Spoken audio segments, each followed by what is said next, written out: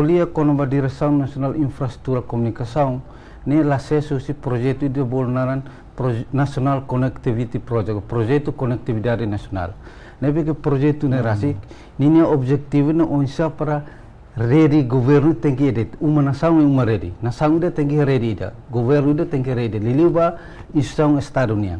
Então, o projeto dele, hahu quedas ia 2008, e a etapa primeiro halau sinaba, depois continuação, antes do mandato nono governo, ia ita conecta total de 210 agências de governo. Mas depois de dele, a política governo, nono governo, nomos commitment sua excelência ministro engenheiro Miguel Marques Gonçalves Manetelo, onde comentou que foi prioridade para a área de comunicação, então o mandato foi tinang rua Robalong, nene, ita aumentakan instituição hamutuk 726 número não aumenta mais. Número aumenta mais. Número aumenta ida que ni gráfico que sai mais.